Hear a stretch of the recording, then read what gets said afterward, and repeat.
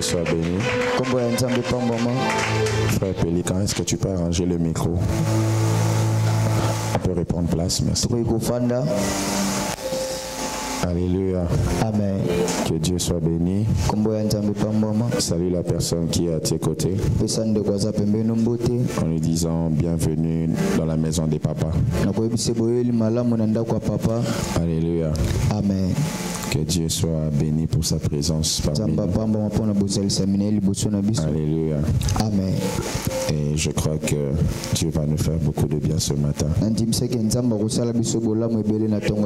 Ton amen est encore faible. Amen. Alléluia. Amen. Est-ce que nous pouvons acclamer pour notre chorale?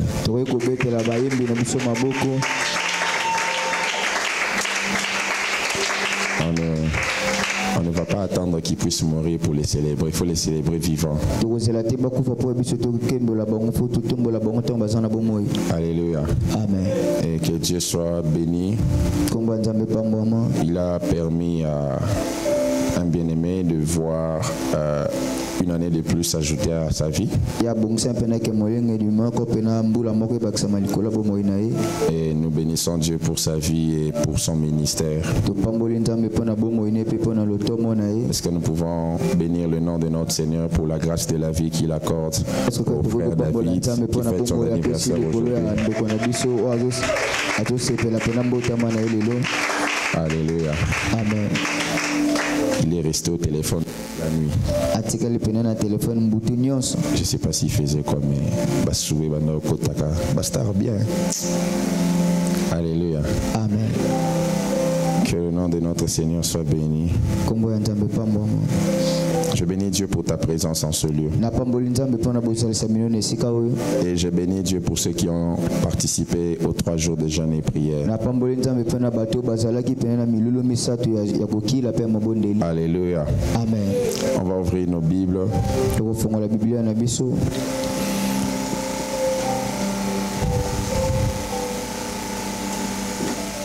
Nous sommes dans notre texte, frère Pélican. Laisse le micro.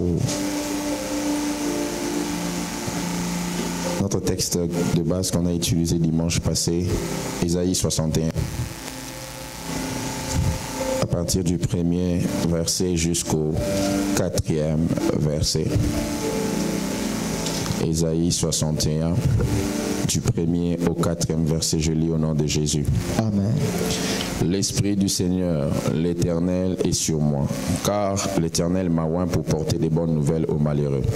Il m'a envoyé pour guérir ceux qui ont le cœur brisé, pour proclamer aux captifs la liberté et aux prisonniers la délivrance, pour publier une année de grâce de l'Éternel et un jour de vengeance de notre Dieu, pour consoler tous les affligés, pour accorder aux affligés de Sion, pour leur donner un diadème au lieu de la cendre, une huile de joie au lieu du deuil, un vêtement de louange au lieu d'un esprit abattu, afin qu'on les appelle des térébintes de la justice, une plantation de l'Éternel pour servir à sa gloire. Ils rebâtiront sur d'anciennes ruines, ils relèveront d'antiques décombres, ils renouvelleront des villes ravagées, dévastées depuis longtemps. Néhémie chapitre 1er.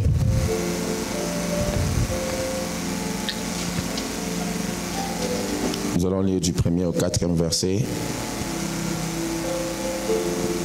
La Bible déclare, parole de Néhémie, fils de Hakalia, au mois de Kesléu, la 20e année, comme j'étais à Suse, dans la capitale. Anam, l'un de mes frères, et quelques hommes arrivèrent de Juda. Je les questionnais au sujet des Juifs réchappés qui étaient restés à la captivité et au sujet de Jérusalem. Ils me répondirent, ceux qui sont restés de la captivité sont dans la province, au comble du malheur et de l'opprobre. Les murailles de Jérusalem sont en ruine et ses portes sont consumées par le feu. Lorsque j'entendis ces choses, je m'assis, je pleurais, je fus plusieurs jours dans la désolation. Je jeûnais et je priais devant le Dieu des cieux. Est-ce que nous pouvons acclamer la parole du Seigneur?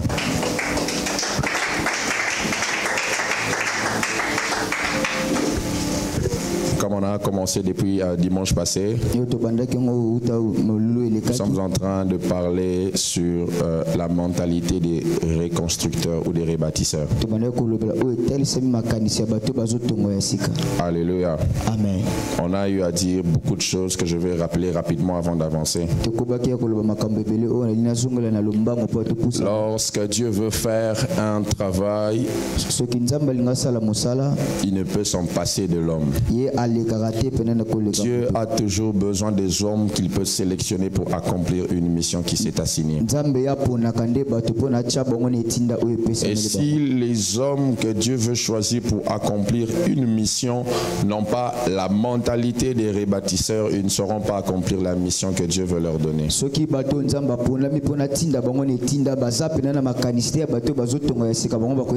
Il y a ces défis auxquels Dieu nous expose qui paraissent être plus forts que nous. Il y a des défis face auxquels Dieu nous expose qui paraissent être plus puissants que nous. Et si notre système de pensée ne change pas, il y a des défis qu'on ne saura pas relever. Si notre manière de comprendre certaines choses ne change pas, il y a des problèmes qu'on ne saura pas résoudre. Rebâtir, c'est recommencer à relever un édifice qui était déjà érigé. Et des fois, il est facile de construire, mais il est difficile de reconstruire parce qu'on peut se dire que si je reconstruis, ça sera encore détruit comme ça a été détruit.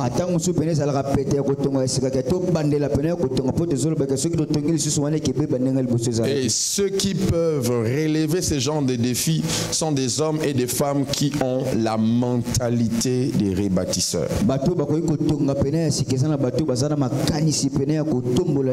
Est-ce que je parle à quelqu'un? Amen. Et on a vu certaines exigences qu'il faut avoir dans la mentalité des reconstructeurs. On a parlé premièrement d'identifier les causes qui ont produit la destruction.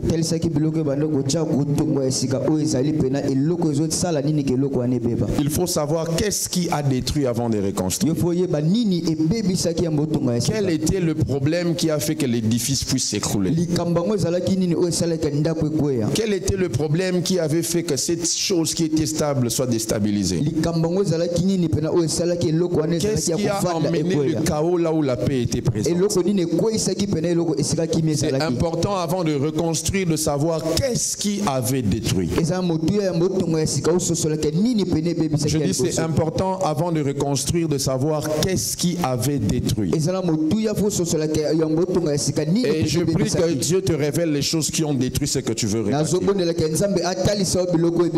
Je dis que Dieu te donne la capacité de détecter les choses qui ont détruit ce que tu veux rebâtir.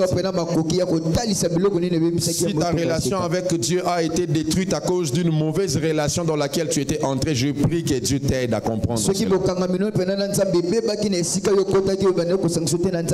Lorsque l'homme et la femme ont péché au jardin, Dieu a voulu identifier la source du problème qui leur était arrivé.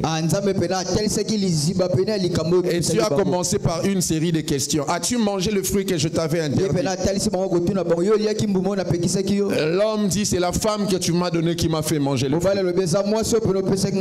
Et quand Dieu vient vers la femme dit, c'est le serpent qui m'a conduit à manger le fruit.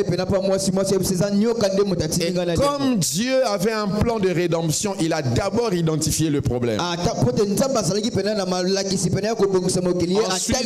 Ensuite, il a créé une inimitié entre la postérité de la femme et la postérité du serpent. Parce que Dieu savait que c'était à cause du serpent que l'homme et la femme l'avaient désobéi.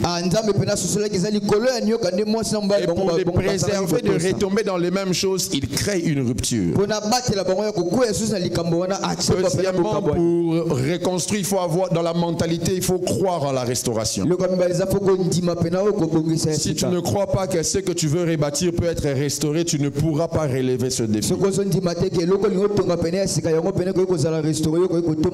Troisièmement, on a parlé de la prière. Néhémie s'est retiré pour jeûner et prier. Il avait besoin d'avoir une force spirituelle afin de relever ce défi. La Bible dit que Néhémie jeûna et il pria.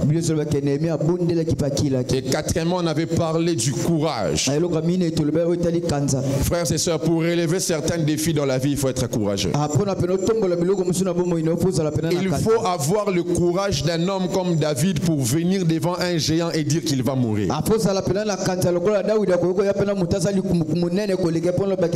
y a des choses que Dieu aurait pu faire avec toi, mais qu'il ne fait pas simplement parce que tu n'es pas courageux. Il y a des gens qui ont tellement peur d'essayer qu'ils n'essayeront jamais. Alléluia. Amen. Il faut être courageux pour rebâtir. Et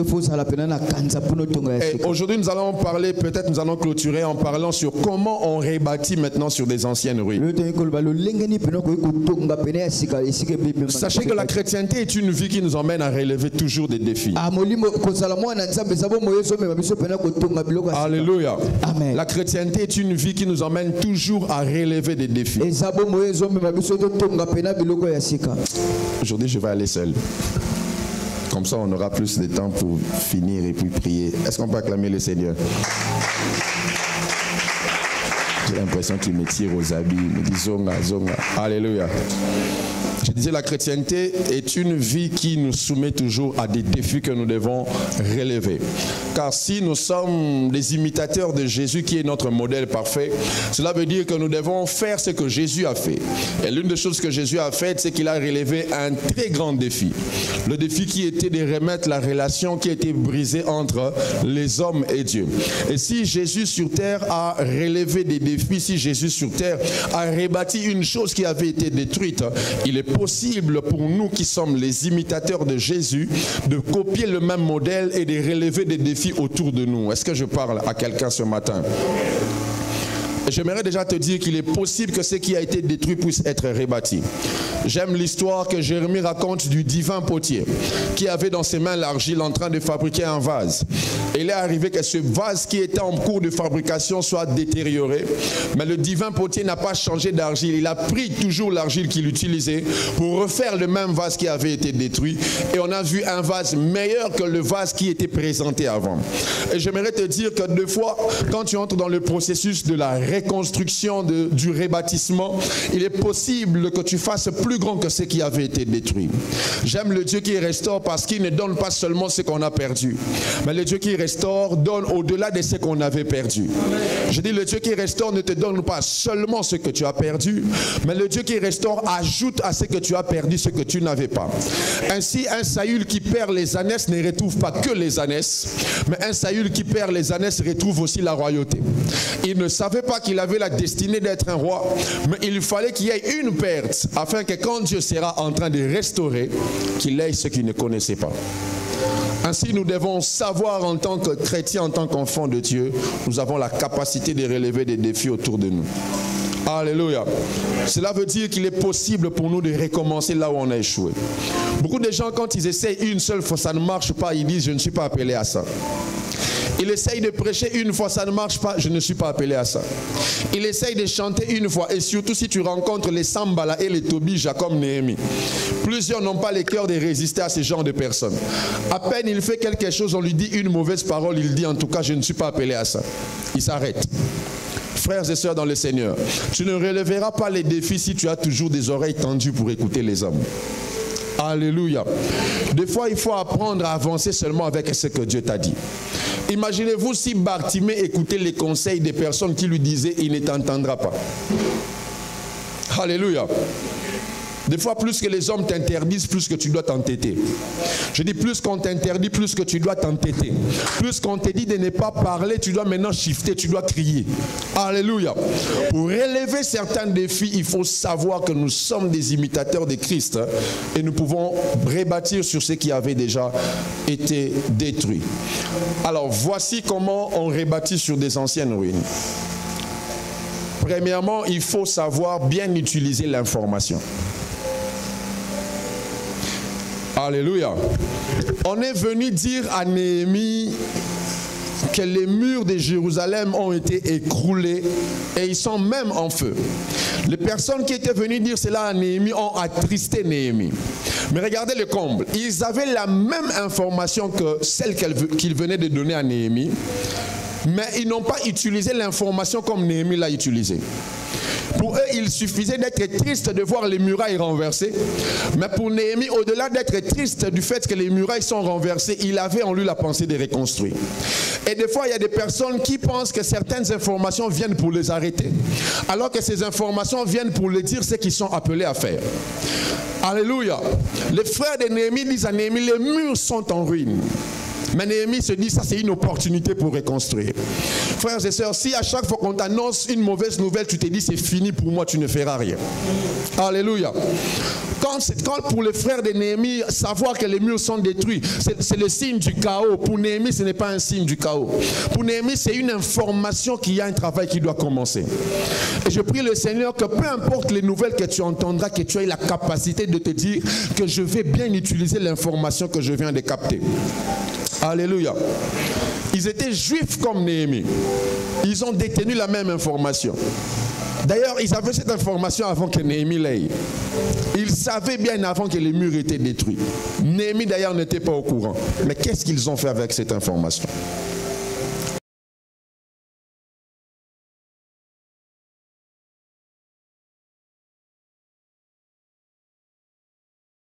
Qu'est-ce que tu fais avec ce que tu sais? Une information qui n'emmène pas la transformation est une déformation. Je dis une information qui n'emmène pas la transformation est une déformation. Imaginez-vous qu'on vous dit que dans 5 minutes, on va exploser ces lieux. Tu vas rester? Alléluia.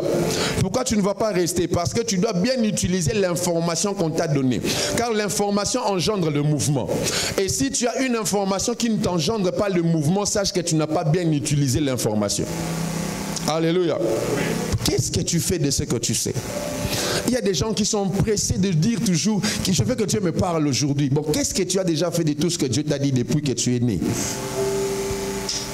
Et il y a même des gens qui ne cherchent pas à connaître ce que Dieu a dit sur leur vie avant leur naissance, ou même pendant qu'ils sont sur terre. Comment tu utilises l'information? Frères et sœurs, l'information est capitale et elle doit être bien utilisée. Je dis l'information est capitale et elle doit être bien utilisée. Alléluia. Quand Saül a rencontré Samuel, Samuel lui dit, mais toi Dieu t'a oint pour que tu sois chef de sa maison. Ça a tout changé dans sa vie. Il cherchait seulement les ânesses parce que les ânesses du père de Saül représentaient l'héritage de Saül. Mais quand il a appris qu'au-delà des ânesses qu'il cherchait, il y avait une destinée royale qui était cachée en lui, il a utilisé différemment l'information. Qu'est-ce que tu fais avec ce que tu sais? Qu'est-ce que tu fais avec ce que tu sais? Quand les autres voient seulement que les murs sont détruits, Néhémie voit que les murs peuvent être rétablis. Néhémie voit que les murs peuvent être reconstruits.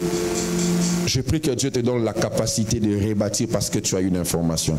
Amen. Alléluia. Amen.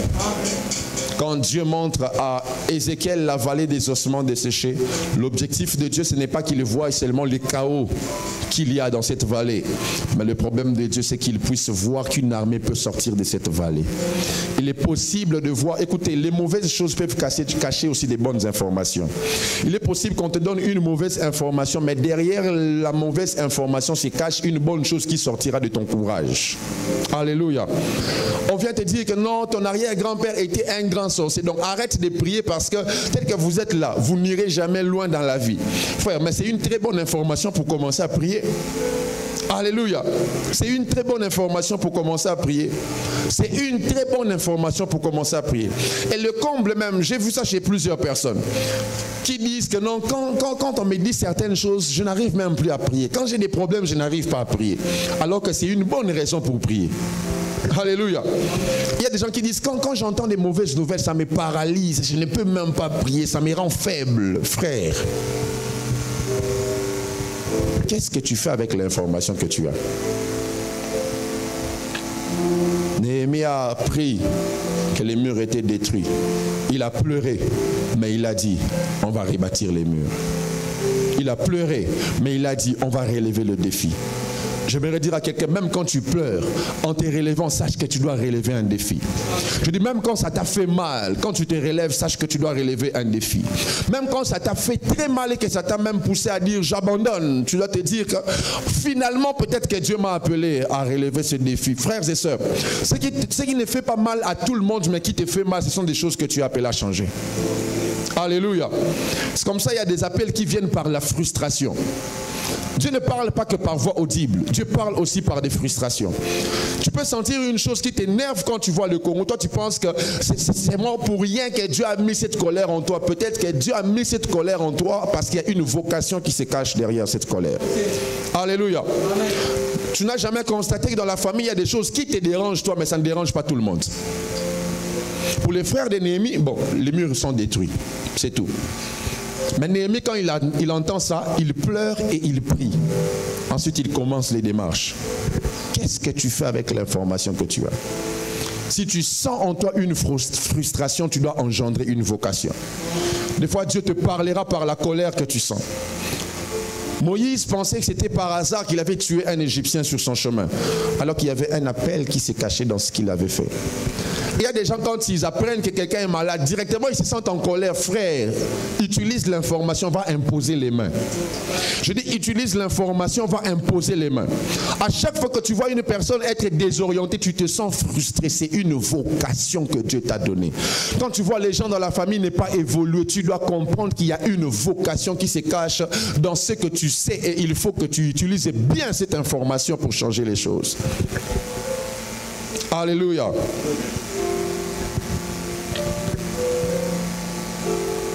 Dieu savait que l'homme venait de se rébeller. Mais Dieu ne s'est pas arrêté seulement à s'attrister en disant l'homme a péché, c'est fini. Dieu est venu, il a tué un animal, il a préservé l'homme. Alléluia. Dieu a utilisé l'information bien que l'homme venait de pécher. Qu'est-ce que tu fais avec ce que tu sais? Bonne ou mauvaise information, tu fais quoi avec? Tu utilises comment les informations? Vous imaginez les pays organisés comme les États-Unis, ils investissent près de 50 milliards de dollars par année pour avoir des informations du monde entier. Vous pensez que c'est pour rien qu'on vous a donné Facebook ou WhatsApp? C'est pour que tu postes, qu'on puisse connaître qui tu es. Aujourd'hui, on nous connaît presque nous tous. Si seulement tu as un téléphone, sache qu'on te surveille, on te connaît. Je vous dis la vérité. Une fois, je crois que c'était avec le frère Grady, on a fait un live sur Facebook où je parlais du combat spirituel, des trucs comme ça. Je parlais un peu des trucs qui touchaient l'homosexualité et tout ça. Facebook a supprimé ça. J'étais étonné. Ils ont supprimé ça. Parce qu'ils sont là pour suivre les informations et ils savent réagir par rapport à ces informations. Frères et sœurs, Satan, même quand il va se détendre pour avoir le temps de repos, il est toujours concentré. Alléluia. Même pendant ses heures de vacances, Satan travaille. Vous imaginez, il était en train de déambuler, mais il a vu Job. Alléluia. Il déambulait, allez kamupépe, mamoni Job. Jusqu'aux associés si retraite au binape, maintenant, quand on a zambeti, non, on a moins repos, mikolo, non, bundate. Quelqu'un a dit en matière de combat spirituel, vaut mieux chasser Satan là où il n'est pas présent que de ne pas le chasser là où il est présent en pensant qu'il n'est pas présent. Okay. Alléluia. Donc, en matière de combat spirituel, ce n'est pas mal de temps en temps. À tout le monde qui a tout ça, les cauchemars, t'es bengana kaka. Alléluia. Bengana kaka, katabu kaka, on ne sait jamais. Alléluia. Parce que le diable est aussi représenté par le serpent. Et quand le serpent est présent dans un endroit, il n'est pas toujours détecté. Le serpent peut faire même 2 ans dans ta maison sans que tu saches. Alléluia. Qu'est-ce que tu fais avec l'information que tu as? Satan a remarqué Job. Il a utilisé l'information. Il dit à Dieu, je vais essayer un peu de checker si vraiment il t'aime. Maintenant, toi, tu as beaucoup d'informations sur des choses qui ne vont pas bien, mais tu ne fais rien pour changer. Alléluia. Israël était en train de crier à Moïse parce que les Égyptiens étaient derrière. Devant, il y avait la mer Rouge. Qu'est-ce qu'ils ont fait de l'information? Rien. Mais Moïse a levé un bâton. Il a utilisé l'information. Il a produit une transformation. Je prie que Dieu te donne la capacité de bien utiliser les informations que tu as afin que tu sois capable de rebâtir. Alléluia. La deuxième des choses pour rebâtir, c'est qu'il faut réviser la fondation. Vous savez, rebâtir, c'est recommencer ce qui avait déjà été fait. Et quand on parle de rebâtir sur des anciennes ruines, c'est remettre en place un édifice qui était déjà construit, mais qui doit être reconstruit. Et si on trouve la nécessité de reconstruire un édifice, cela veut dire que le problème qu'on a constaté au niveau du bâtiment est un problème qui ne peut être traité que si on casse pour reconstruire. Car si tu construis ta maison et que tu n'apprécies pas la peinture que tu as placée, tu pourras la changer sans avoir cassé. Mais si tu as un problème d'équilibre, tu dois casser l'édifice. Alléluia. Donc quand on parle de rebâtir, ça veut dire qu'il y a un problème plus profond. Ce n'est pas un problème de peinture, ce n'est pas un problème de lustre, c'est un problème plus profond. Un problème plus profond. Un problème plus ancien. C'est comme ça la Bible dit, ils rebâtiront sur des anciennes ruines. Et quand il y a un problème au niveau de la fondation, il faut recommencer à zéro. Alléluia. Une famille qui n'a pas commencé avec Jésus est une famille qui doit être rebâtie. Alléluia. Jésus est ce roc sur lequel nous devons tout bâtir. Est-ce que quand tu vois ce que tu as commencé, tu l'as commencé avec Dieu ou tu l'as commencé et tu as associé Dieu après avoir commencé? Il y a des gens qui tombent déjà amoureux, ensuite ils viennent, Seigneur, comme dans une chanson. Regarde la personne que j'amène vers toi. Mon cœur l'aime. Il a des défauts, il a des faiblesses. Mais je prie que tu lui fasses grâce. Frère, est-ce que tu as demandé à Dieu avant de choisir la personne? Dieu n'est pas oméga là où il n'est pas alpha. Okay. Je dis Dieu n'est pas oméga là où il n'est pas alpha. Dieu ne finit pas ce que toi tu as commencé.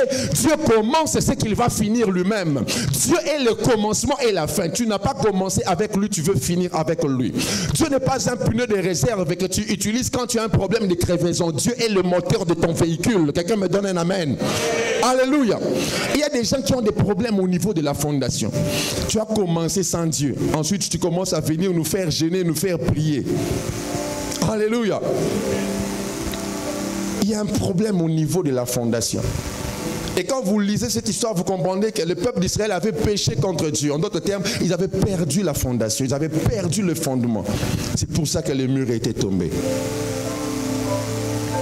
Alléluia. J'ai toujours dit que Dieu ne cherche pas à avoir une place, Dieu cherche à avoir sa place. Dieu ne veut pas que tu lui donnes une place, mais Dieu veut que tu lui donnes sa place à lui. Il y a des gens qui ne prient que quand ils ont des problèmes. Alléluia. Et voilà pourquoi tu ne fais rien avec ton argent. Parce que quand tu touches ça, tu dépenses, après tu viens donner à Dieu 500 francs. Et quand tu te rends compte que tu ne fais rien avec l'argent, tu commences à venir nous faire intercéder. Et c'est en matière de l'argent que les fidèles sont plus spirituels que les pasteurs. Il a 100 000 $, il s'est dit que si je donne au pasteur la dîme de 10 000 $, pasteur a opengwa. Yo opengwa na 90 000, itenga na opengwa na 10 000. Alléluia. Donc, yo 90 000 et penguisi ote, mais 10 000 na opengwa. Donc, tu es plus spirituel que moi. Alléluia. Et il part, il dépense. J'aime souvent le dire, vous savez, la dîme, ce n'est pas que tu as 100 $, tu as utilisé 90, tu viens donner à Dieu 10. La dîme, c'est une prémisse. Avant que tu utilises ce que tu as, tu enlèves ce qui est à Dieu. Si tu as d'abord dépensé, ensuite tu viens donner à Dieu, tu n'as pas donné la dîme. La dîme, la pensée, c'est de penser d'abord à Dieu avant d'utiliser. Et ne sois pas étonné, tu dis, je donne mes dîmes, mais pourquoi est-ce que je perds toujours l'argent, je ne fais rien avec mon argent, frère. Tu donnes la dîme, mais comment? On vient de te payer 100 $, tu marches, tu vois d'abord une belle chemise, tu achètes. Est-ce que tu as pensé à Dieu en premier avant d'utiliser ton argent? Quand il y a un problème au niveau de la fondation, on doit recommencer la construction. Alléluia. Tout ce que tu as commencé sans Dieu, arrête ça d'abord. C'est comme le peuple d'Israël qui va affronter les Philistins. Ils affrontent les Philistins, ils laissent l'arche qui leur donnait la victoire. Et quand ils arrivent, on les tabasse comme pas possible. Et au fini, pense à l'arche. En plus, c'était des personnes qui vivaient mal. Ils reviennent, ils prennent l'arche. Et ils font du bruit disant que non, l'arche est là. Ils sont allés avec l'arche. Ils ont été encore battus. Parce qu'ils n'avaient pas commencé avec Dieu. Ils ont pensé à Dieu à cause d'une défaite. Alléluia. Quand est-ce que tu penses à Dieu? Quand tu échoues ou avant de commencer? Si tu as commencé avec Dieu, l'échec ne va pas t'arrêter. Je dis, si tu as commencé avec Dieu, l'échec ne va pas t'arrêter. Il y a des gens qui pensent à Dieu que quand ça n'a pas marché, maintenant là, Seigneur, j'ai besoin de toi. Viens me sauver, viens me délivrer. Seigneur, je te veux. Alléluia. La relation là que tu veux commencer, là tu commences avec Dieu. Comment veux-tu que Dieu préserve ce qui n'a pas commencé en lui? Alléluia. Quand il y a un problème au niveau de la fondation, on doit casser l'édifice. J'aimerais dire à quelqu'un, après ces cultes, il y a des choses que tu dois casser. Oh, j'ai dit, il y a des choses que tu dois casser. J'ai dit, il y a des choses que tu dois casser. Il y a des relations que tu dois briser.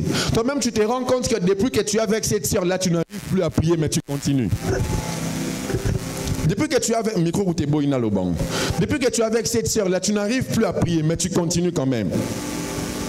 Alléluia. Depuis que tu es avec ce frère-là, il te donne beaucoup d'argent, mais tu ne pries plus. Tu ne pries plus. Ta vie de prière a même chuté. Et il y a même des gens aussi qui commencent avec Dieu comme Israël. Mais après un moment, ils mettent un peu Dieu de côté. Il y a des gens, écoutez ceci. Si vous pensez que le diable a toujours besoin de vous envoyer des cauchemars pour que vous puissiez prier, vous vous trompez. Si Satan se rend compte que ta relation avec Dieu est liée à ce que Dieu te donne, Satan va te donner un semblant de prospérité pour que tu ailles loin de Dieu. Parce qu'il est mieux pour Satan que tu ailles beaucoup d'argent sans prier au lieu que tu manques d'argent en priant. Alléluia. Si le diable se rend compte que toi tu pries pour l'argent et que tes prières lui dérangent, il va te donner l'argent pour que tu ne pries plus, qu'il soit en paix. C'est comme ça, il y a des bénédictions qui ne viennent pas de Dieu. Alléluia. Et si Dieu se rend compte que ta présence dans sa présence est liée à ce qu'il doit te donner, si Dieu sait que tu es présent dans sa présence parce que tu es chômeur, ton chômage va durer longtemps pour que tu restes dans sa présence. Voilà pourquoi il y a des chômages qui ne sont pas combattus par les démons, les chômages qui sont combattus par Dieu, parce que Dieu sait que si tu as le travail, tu vas dire au pasteur, je n'ai pas le temps. Alléluia. Il faut savoir placer Dieu comme fondation. La Bible déclare qu'on bâtit 2 édifices. Et le premier édifice, on l'a placé sur le sable. Et quand le vent est venu, cet édifice est parti. Et la deuxième maison a été construite sur le roc. Le vent et la tempête sont venus, mais cet édifice est resté stable. Je prie que tu restes stable parce que tu bâtis en Jésus. Les 2 bâtiments ont rencontré les mêmes réalités, mais ils n'ont pas eu la même finalité. Je dis, les 2 bâtiments ont rencontré les mêmes réalités, mais ils n'ont pas eu la même finalité. Pourquoi? Fondation. Alléluia. La Bible dit que Jésus est la pierre que les bâtisseurs avaient rejetée. Mais il est devenu la principale des langues. Où places-tu Jésus dans ta vie? Où places-tu Jésus dans ta vie? Où places-tu Jésus dans ta vie? Soyez sûr que dans tout ce que vous voulez faire, Dieu est à sa place. Dans tout ce que vous voulez commencer, soyez sûr que Dieu est à sa place. Vous voulez commencer un projet de mariage, soyez sûr que Dieu est à sa place. Il y a des gens d'ailleurs qui sont sûrs qu'ils vont réussir quand ils ont l'argent, au lieu d'être sûrs qu'ils vont réussir parce qu'ils ont Dieu. Ouais. Il y a des gens qui se disent, je ne commence pas parce que je n'ai pas encore d'argent. Alors que peut-être qu'il a Dieu qui va lui donner l'argent. Et c'est comme ça qu'on est devenus des adorateurs de l'argent, des adorateurs des mamans. Voilà pourquoi Jésus a appelé ces démons maîtres. On ne peut pas servir 2 maîtres à la fois. Tu ne peux pas servir Dieu et maman. Et plusieurs chrétiens adorent l'argent sans s'en rendre compte. Commence telle chose, je n'ai pas d'argent. Je prie que Dieu me fasse grâce d'avoir l'argent pour commencer. Alors que tu as Dieu et tu peux commencer avec Dieu. Si tu commences avec l'argent, l'esprit qui est commandé par l'argent, l'esprit qui commande l'argent va te commander. Et tu vas aller loin de Dieu. Est-ce que je parle à quelqu'un? Comment tu commences ce que tu veux faire? Commencez les foyers avec Dieu. Faites grandir vos enfants avec Dieu. Apprenez à vos enfants à donner les offrandes même quand ils sont petits. Bâtissez pour eux des hôtels même avant qu'ils naissent. Alléluia. Moi, je ne donne plus des offrandes pour moi. Oui, je ne donne plus les offrandes pour moi. Même quand je sème, je ne fais plus pour moi. Je commence à faire na compte à Batumoussous. Et je vous dis, ces choses sont très vraies et très spirituelles. Nous autres, on n'a pas eu le temps de faire des bêtises dans la vie. Parce que déjà, quand ma mère était enceinte de moi, mon père vivait à la permanence. On dit qu'il m'a consacré depuis la permanence, vraiment. Il fallait qu'il me laisse même 2 ans de distraction. Alléluia. Il a fait des offrandes, des offrandes, des offrandes. On vient sur terre comme ça, on arrive... Ça nous a bloqués. Alléluia. Pourquoi? Avant même qu'on vienne sur terre comme Jérémie, Dieu nous avait connus et établis. Alléluia. Si tu pries pour tes enfants avant même qu'ils aient la conscience, frères et sœurs, très tôt ils se convertiront. Très tôt ils connaîtront Dieu. Très tôt ils serviront le Seigneur. Il faut commencer avec Dieu. Je prie dans le nom de Jésus que Dieu puisse réviser la fondation dans ta vie. Est-ce que je parle à quelqu'un? Que Dieu puisse traiter le problème des fondations dans ta vie. Là où Jésus n'était pas placé, remets Jésus à sa place. Et tu verras que les choses vont marcher. Alléluia. Ne serons pas comme ces personnes qui viennent vers Dieu que quand ils ont échoué. Ne serons pas comme ces personnes qui pensent à Dieu que quand tout va mal. Pensons à Dieu avant de commencer. Alléluia. Pensons à Dieu avant de commencer. Troisième chose pour rebâtir, c'est la foi. Alléluia. Alors j'aime parler de la foi. Parce que je vis par la foi. J'aime un écrivain, il s'appelle David Tozer. Il dit, j'ai besoin de ma foi pour croire parce que c'est incroyable. Il dit, ce que Dieu me dit de faire, c'est tellement incroyable que j'ai besoin de ma foi pour croire. Donc, il y a des choses que Dieu te demandera de faire que tu te rendras compte toi-même que c'est impossible que tu les fasses de toi-même, mais c'est impossible même que tu crois que ça peut se faire. Et du coup, tu as besoin de ta foi pour que tu les fasses. Parce que sans la foi, il y a des choses auxquelles on ne peut pas croire. Alléluia. Imagine-toi tel que tu es là, Dieu te dit que non, tu deviendras président du Congo. Il te faut la foi pour que tu croies en ça. Pourquoi? Parce que même dans ta lignée, tu n'as même pas un oncle qui est roulage. Alléluia. Il faut la foi pour que tu croies en ça. Toi-même, tu sais que tu n'as même pas un policier capitaine, un tel sergent à Zaté. Maintenant, sans la foi, comment tu pourras croire en une parole comme ça? Frères et sœurs, pour rebâtir ce qui a été détruit, on dit des anciennes ruines, il y a qu'à là. Maintenant, toi, tu dois relever les défis. Il faut la foi pour que tu avances. Il faut la foi pour que tu relèves ces défis. Il faut la foi pour que tu payes le prix. Sans la foi, il y a des choses qu'on ne peut pas relever. Sans la foi, il y a des entreprises chrétiennes qui ne verront jamais le jour. Il y a même des chrétiens qui ne croient jamais qu'un jour on va dominer sur cette terre. On va dominer. Avant l'enlèvement, on sera très puissant. Avant l'enlèvement, l'église sera très puissante. On va vivre le sommet de la puissance. L'apothéose de la puissance. On va vivre des choses terribles. Après, on va partir. Alléluia. Je crois que dans ce pays, il arrive le temps où des vrais chrétiens, pas des chrétiens qui vont à l'église, des vrais chrétiens vont diriger cette nation. Alléluia. Des chrétiens soumis qui vont au culte, qui intercèdent, ils cherchent Dieu. Alléluia. Il est possible qu'on ait tout un gouvernement de chrétiens. Alléluia. Et sachez-le bien, si nous avons une seule personne qui connaît réellement Dieu, peut influencer toute une nation. Alléluia. Regardez l'impact que Daniel avait. Un homme très spirituel. D'ailleurs, je suis étonné de voir des gens dire « Je n'arrive plus à trop prier parce que je suis très occupé par le travail ». Daniel était premier ministre. Il priait 3 fois les jours. On ne donne même pas les heures. D'ailleurs, il a même fait une retraite de 21 jours.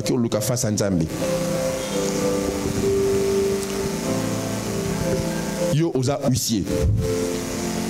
Tu dis que je n'ai plus le temps pour prier. Alléluia. Où avons-nous placé la foi? Où avons-nous placé la foi? Sans la foi, il est impossible d'être agréable à Dieu. Sans la foi, on ne peut pas croire au relèvement. Sans la foi, on ne peut pas recommencer là où on a échoué. Alléluia. Dieu a essayé de faire quelque chose sur terre, ça a échoué. Dieu n'a pas changé de terre, il a changé d'Adam. Oh my God. Dieu n'a pas changé de terre, Dieu a changé d'Adam. Il s'est dit, le premier Adam a échoué, mais la terre reste la même terre. Je vais prendre un second Adam qui va relever le défi que le premier Adam n'a pas su relever. J'aimerais dire à quelqu'un, tu peux recommencer sur la même terre et les choses peuvent changer. Et la Bible dit que la création attend avec un ardent désir la révélation des fils de Dieu. Les fils de Dieu relèvent des défis. Alléluia. Où sont des hommes qui ont la foi? Des hommes de foi. Jésus a réussi là où Adam a échoué. Jésus a fait des exploits là où le premier Adam avait échoué. Et le même ennemi que le premier Adam avait rencontré est venu vers Jésus. Mais Jésus a résisté. Jésus a tenu le coup. D'ailleurs, la Bible ne dit pas qu'Adam avait faim quand il était tenté. Mais Jésus venait de jeûner. Donc il était dans la bonne position pour tomber. Jésus avait foi en Dieu. Il dit, l'homme ne vivra pas du pain seulement, mais l'homme vivra de toutes les paroles qui sortent de la bouche de Dieu. Et aux anagènes, 40 jours, et puis tu sors une parole comme ça. Maintenant, Adam, on ne sait pas s'il venait de manger. D'ailleurs, il était là assis, il ne parlait même pas. Sûrement, il faisait la sieste. Ça, c'est moi qui dis, ce n'est pas la Bible. Sûrement, il siestait parce qu'il était là quand le serpent parlait avec sa femme. Mais il n'a pas réagi. Je suis sûr qu'Adam tombait ma casse. Mais il n'a pas eu assez de foi pour croire en ce que Dieu avait dit. La foi, c'est croire en ce que Dieu avait dit face à ce que Dieu n'a pas dit. La foi, c'est garder ce que Dieu t'a dit quand le diable te propose ce que Dieu n'a pas dit. Alléluia. Alléluia. Où sont des hommes des fois qui peuvent relever des défis? Est-ce que tu crois aujourd'hui que dans ce domaine où tu as longtemps échoué, tu peux relever des défis? Est-ce que tu crois aujourd'hui que là où ça n'a pas marché pendant 10 ans, 15 ans, tu peux encore essayer seulement là et réussir? Est-ce que tu crois que là où tu as prié pour un malade, ça n'a pas marché? Frères et sœurs, surtout en matière de guérison, ce n'est pas à chaque fois que ça marchera toujours la première fois. Je dis, ce n'est pas à chaque fois que ça marchera toujours la première fois. Il y a de ces fois, tu pries, ça ne marche pas, tu réessayes, ça marche. Alléluia. Élie a prié avec instance pour voir le nuage. Et la Bible déclare qu'il a prié pendant combien de fois? Combien? 7, c'est un terme générique dans la Bible. Donc ça veut dire plusieurs fois. Ça ne veut pas dire qu'il a fait 7 prières ou 7 fois. Quand on dit qu'il a prié 7 fois, ça veut dire qu'il a prié plusieurs fois jusqu'à ce qu'il a vu le signe. Pourquoi il croyait au signe qui allait se manifester? Parce qu'il était un homme de foi. Alléluia. Alléluia. Et il devait restaurer la pluie. Et il ne s'est même pas dit que je dois voir un gros nuage. Le nuage qui a la forme d'une pomme de main me suffit pour que je sois sûr que ce que je veux va arriver. Toi, quand Dieu manifeste l'exaucement par une petite chose, tu ne crois plus. Je l'ai dit le vendredi. Dieu, il est possible que tu lui demandes une forêt. Il ne te donne pas une forêt, mais il te donne un noyau que tu vas planter pour que tu aies la forêt. Okay. Alléluia. Qu'est-ce que tu fais avec ce que Dieu t'a donné? Et quelle est la dimension de la foi que tu as pour reconstruire? Quelle est la dimension de foi que tu as pour reconstruire? Dieu a brisé les langages chez les hommes. Les hommes parlaient la même langue. Les hommes avaient la même vision. Dieu a créé une zizanie. Ils ne s'entendaient plus à la tour de Babel. Et il y a eu pluralité de langues qui est sortie. Mais Dieu croyait qu'il pouvait restaurer cela. À la Pentecôte, il a fait descendre le Saint-Esprit. Et tous ils se sont mis à parler en d'autres langues. Et ceux qui venaient les entendaient parler en leur langue maternelle. Dieu a restauré une chose qui était détruite. Parce que Dieu savait qu'il est possible qu'on restaure ce qui est détruit. Est-ce que tu crois que tu peux restaurer ce qui a été détruit dans ta vie? Dis-moi jusqu'où tu peux croire et je te dirai jusqu'où tu peux aller. Alléluia. Et quand les Sambala et les Tobija viendront pour te dire que quand tu bâtiras les murs, les renards viendront et ils vont écrouler les murs. Quand ils viendront te dire tout ça, est-ce que tu continueras à croire? Est-ce que tu continues à croire quand on te décourage? Est-ce que si tu prêches, tu finis, on te dit tu n'as pas l'appel, va faire le commerce. Tu vas continuer à croire? Alléluia. On a entendu des choses, hein? Frère, on a entendu des choses. Tu prêches comme ça, tu finis ma vie vraiment. Tu vas forcer. Tika, Ezayote. Ce que Moutabanda le babon lelo, yenda kota commerce. Biso to tika na ministère. Alléluia. Yenda kota commerce, biso to tikali. Alléluia. Est-ce que tu peux croire quand on t'interdit de croire? Je répète encore, tu as besoin de ta foi pour croire parce que ce que Dieu te dit est incroyable. Alléluia.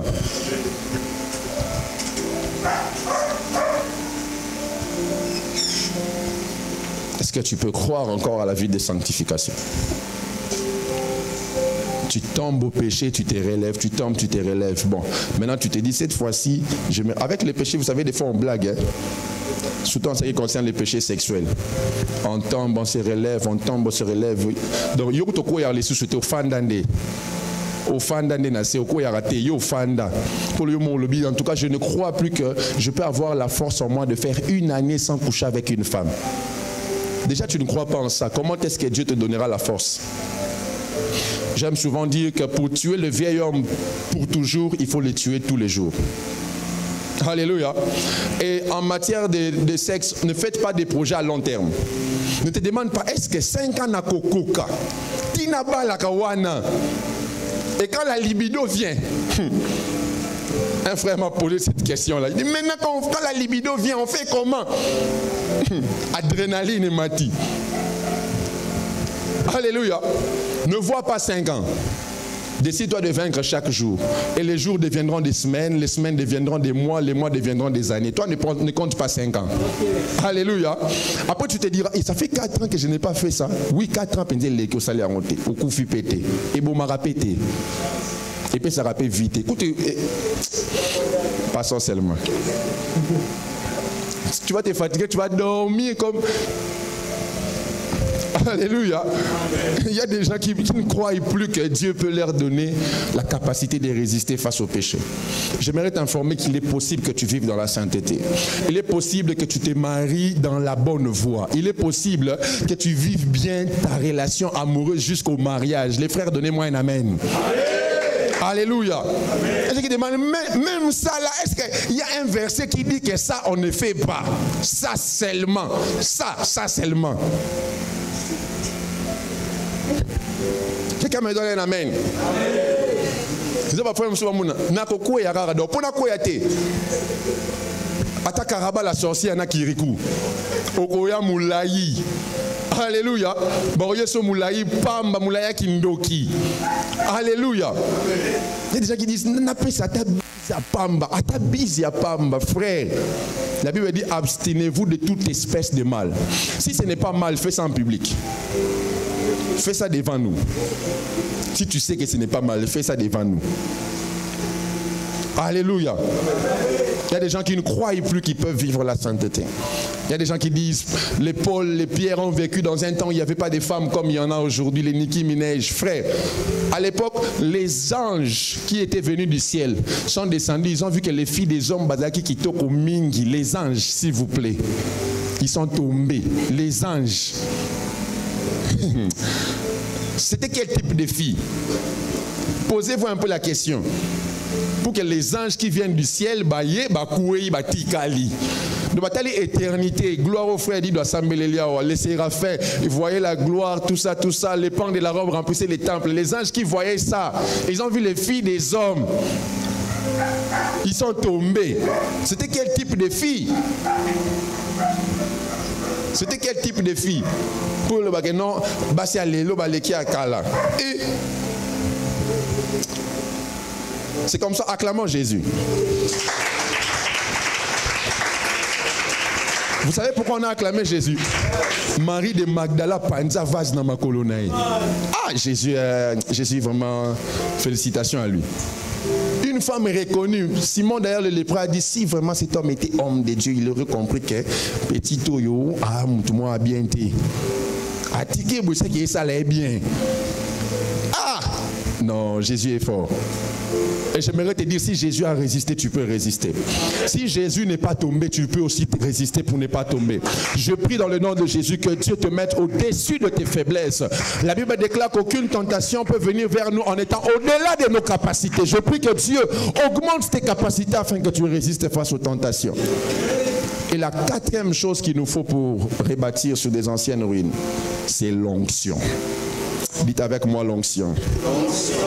La Bible dit dans Ésaïe qu'on nous donnera une huile de joie et non un esprit de deuil.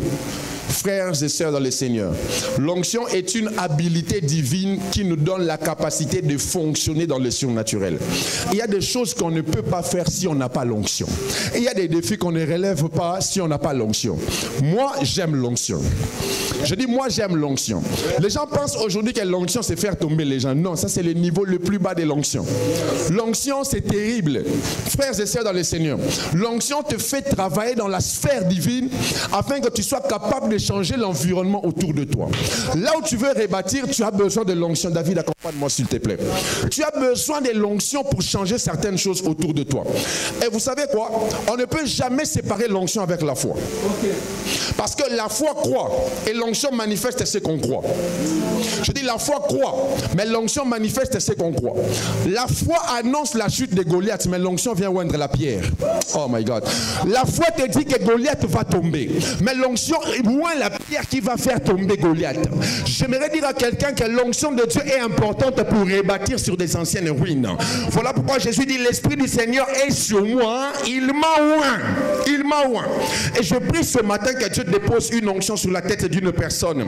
Je dis que Dieu dépose une onction sur la tête d'une personne. Sans l'onction, la foi devient une illusion. Sans l'onction, on ne peut pas fonctionner dans les capacités que Dieu veut que nous ayons. Alléluia. Et l'onction n'est pas que pour les prédicateurs et les pasteurs.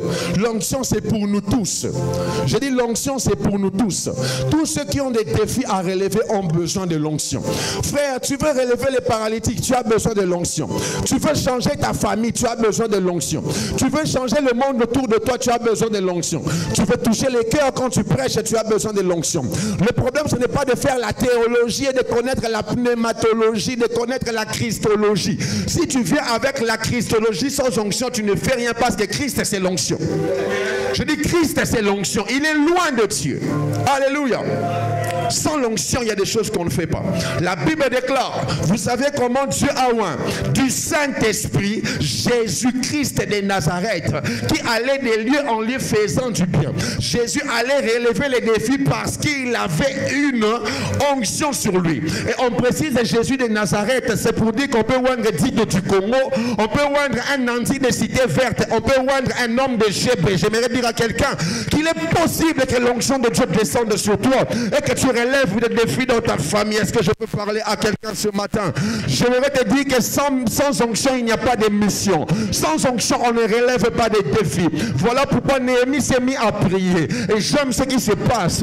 Quand Néhémie a fini de prier, il part vers le roi. La Bible dit qu'il tomba, que le roi était devant le vin. Oh my God. Le roi était devant le vin qui est l'un des signes qui est utilisé pour parler du Saint-Esprit. En d'autres termes, la prière de Néhémie avait répandu une dose que le roi a consommée pour qu'il accepte ce que Néhémie allait dire. J'aimerais dire à quelqu'un, l'onction de Dieu peut fléchir le cœur d'un roi. L'onction de Dieu peut te donner la vitesse. L'onction de Dieu te permettra en ce moment de juillet de relever de gros défis. Est-ce que je peux prêcher comme je le sens? J'aimerais dire à quelqu'un, Saül a la chaise, mais David a l'onction de la chaise. Et l'onction attire la chaise que Saül a. Saül finira par mourir parce que l'onction est sur ta tête. J'aimerais dire à quelqu'un, ne cherche pas une position. Cherche l'onction qui te donnera la position. Est-ce que je peux prêcher comme je le sens ce matin?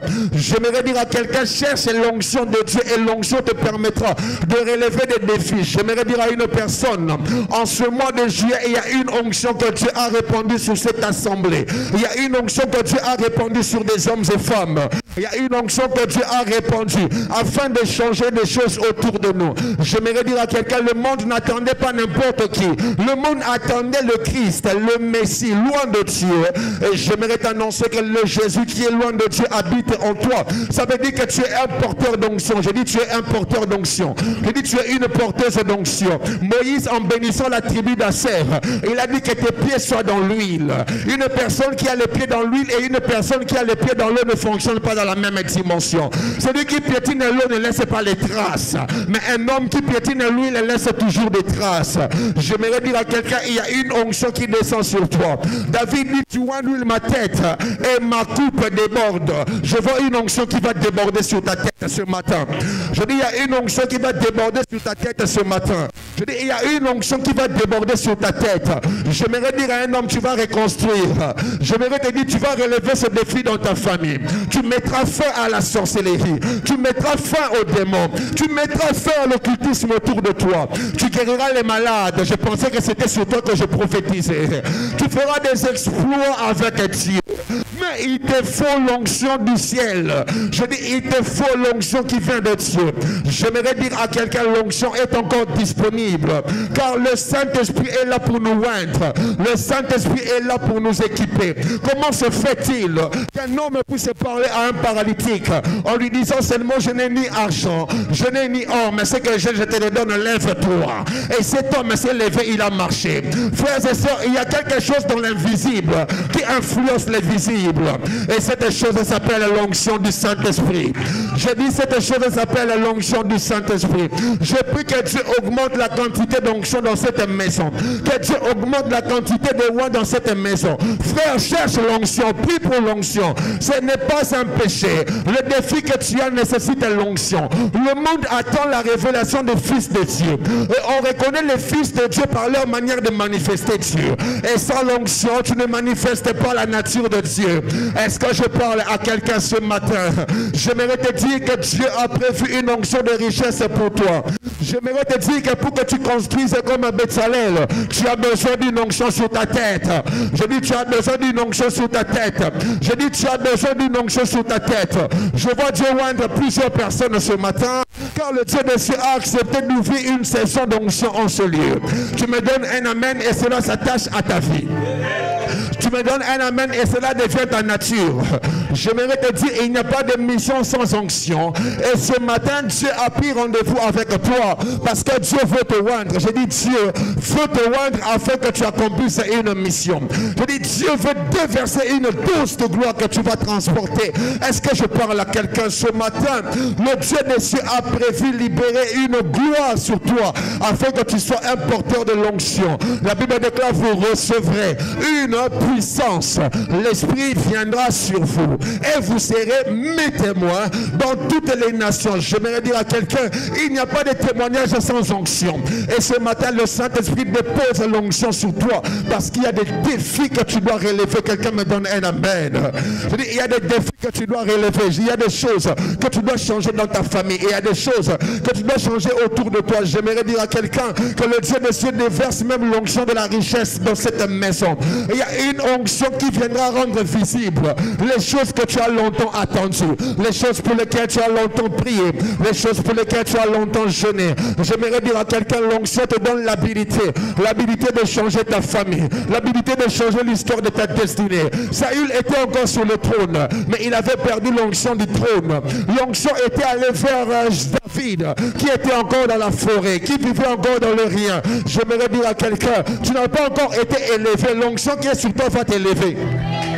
Je dis, l'onction que Dieu dépose sur toi va t'élever. L'élévation commence dans le spirituel.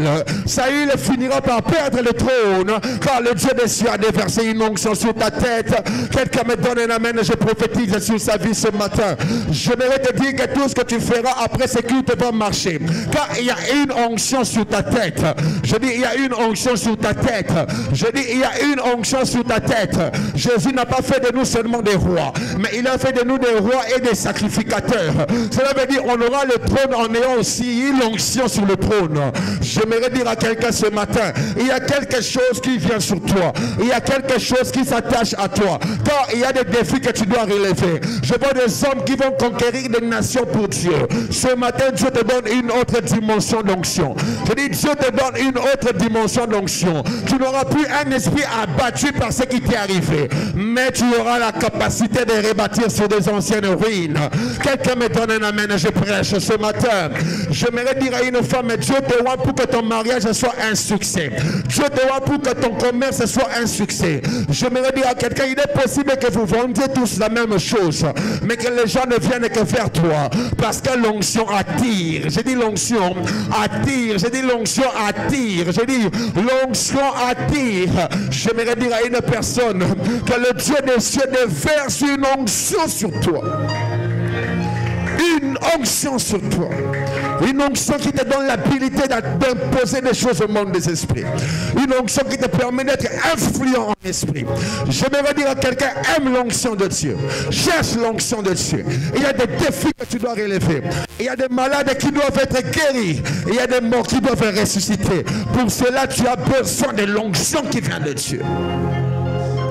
L'onction est la réponse de Dieu aux problèmes du monde. L'onction est la réponse de Dieu aux problèmes de cette génération.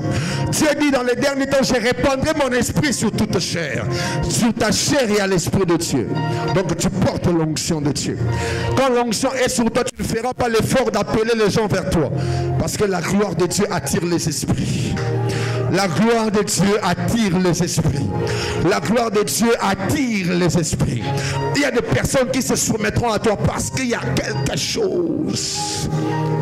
chose qui est sur toi. Ce n'est pas pour rien que quand quelqu'un devenait roi, on devait déposer l'onction sur sa tête.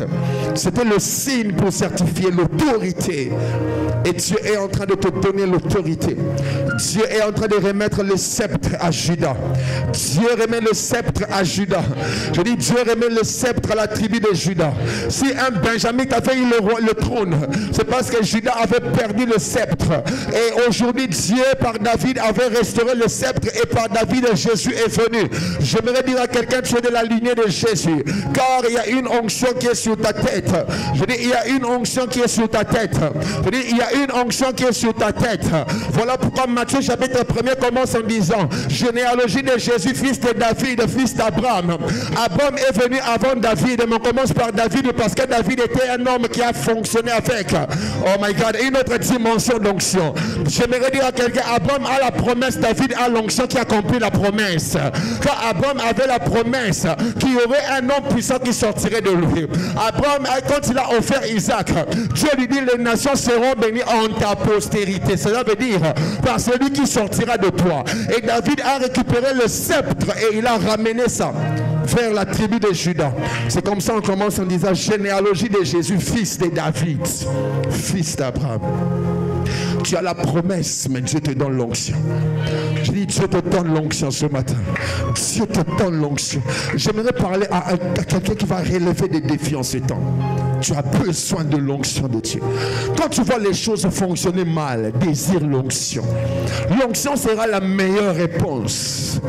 L'onction sera la meilleure réponse que tu donneras au monde. J'aimerais dire à quelqu'un, plus tu influences en esprit, tu influenceras dans la chair. Plus tu influences en esprit, plus tu influenceras dans la chair. Désire l'onction, il y a des choses qui vont changer. Désire l'onction, il y a des choses qui vont changer. Désire l'onction, il y a des choses qui vont changer autour de toi. Désire l'onction, il y a des vies qui vont changer autour de toi. C'est l'onction qui produit la transformation. Oh my God. C'est l'onction qui produit la transformation. C'est l'onction qui produit la transformation. Comment se fait-il qu'un simple pécheur qui n'a pas étudié puisse gagner 3000 âmes avec un discours? Un homme qui n'a pas fait la théologie, avec un seul discours, Pierre a gagné 3000 âmes. C'est l'onction qui fait la différence. L'onction fait la différence. Voilà pourquoi Jésus dit, il vous est avantagé que je m'en aille. Parce que Jésus à côté de nous, on a vu l'onction, mais le Saint-Esprit en nous, on manifeste l'onction. Jésus à côté de nous, on voit l'onction. Le Saint-Esprit en nous, on manifeste l'onction. Car c'est l'Esprit qui avait oint Jésus qui faisait du bien, et l'Esprit qui avait oint Jésus est en nous. Si vous savez comment l'Esprit avait fonctionné avec Jésus, vous saurez comment l'Esprit fonctionnera avec vous. Si tu sais comment le Saint-Esprit a fonctionné avec Jésus, tu sauras ce qu'il doit faire avec toi. Il y a des choses que tu ne réclames pas parce que tu n'as pas d'onction. Il n'y a pas d'onction sur ta tête. Et ce matin, toi qui dois relever un défi, le Saint-Esprit va déposer une onction sur toi. Est-ce que tu peux te lever en acclamant le Seigneur? Que Dieu bénisse sa parole. Acclame bien le Seigneur. Oh, est-ce qu'on peut bien acclamer Jésus?